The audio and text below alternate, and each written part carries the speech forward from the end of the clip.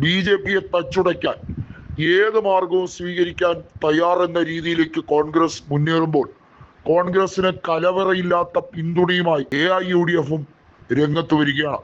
തങ്ങൾക്ക് മന്ത്രിസ്ഥാനമൊന്നും വേണ്ട, മറിച്ച് BJP-യെ തകർക്കുക എന്ന ലക്ഷ്യമാണ് ഇപ്പോൾ AIUDF ലക്ഷ്യം വെക്കുന്നത്. വർഗീയവാദിയായ ഹിമന്ത ബിശ്വ ശർമ്മയെ കൃത്യമായി പുകച്ച് പുറത്തിയടിക്കാൻ കോൺഗ്രസിനും ഇത് പ്രധാനപ്പെട്ട വിഷയങ്ങളിൽ ഒന്ന് തന്നെയാണ്.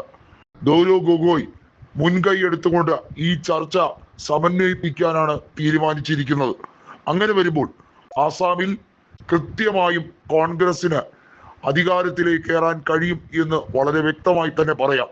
നിലവിൽ ആസാം ഗണപരിഷത്തും BJP-യും സഖ്യം ചേർന്നാണ് അവിടെ ഭരണം മുന്നോട്ട് കൊണ്ടുപോകുന്നതെങ്കിലും 2026 തെരഞ്ഞെടുപ്പ് ഹിമന്ത ബിശ്വ ശർമ്മയ്ക്ക് വാട്ടർലൂ ആയിരിക്കും എന്ന് വളരെ വ്യക്തമായി തന്നെയാണ് റിപ്പോർട്ടുകൾ വ്യക്തമാക്കുന്നത്.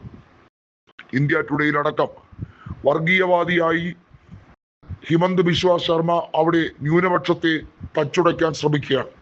മുസ്ലിങ്ങൾക്ക് പ്രത്യേകമായി അവർക്ക് നിസ്കരിക്കാനുള്ള സമയപരിധി ഉൾപ്പെടെയുള്ള കാര്യങ്ങളിൽ വലിയ തോതിലുള്ള പക്ഷപാതമാണ് ഇപ്പോൾ ഹിമന്ത ബിശ്വ ശർമ്മ സർക്കാർ കൊണ്ടുവരുന്നത്. അതായത് വെള്ളിയാഴ്ചകളിൽ ഉച്ചയ്ക്ക് ശേഷം നമസ്സുണ്ട്, അതുപോലും നടത്താൻ സമ്മതിക്കാതെ മുസ്ലിം MLA-മാരെ വല്ലാതെ കഷ്ടപ്പെടുത്താൻ പരമാവധി ശ്രമിക്കുന്ന ഒരു മുസ്ലിം വിരുദ്ധനായ വ്യക്തിയാണ് ഹിമന്ത ബിശ്വ ശർമ്മ. ശരിക്കും ഇദ്ദേഹം സ്ഥലകാല ബോധമില്ലാതെ സമനില തെറ്റി നടക്കുന്ന ഒരു വ്യക്തിയാണ്.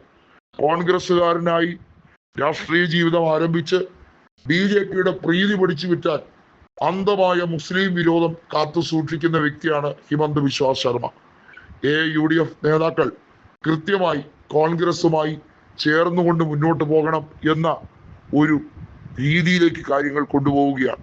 126 സീറ്റുകളുള്ള അസാമിൽ കേവല ഭൂരിപക്ഷത്തിന് വേണ്ടത് 64 സീറ്റുകളാണ്.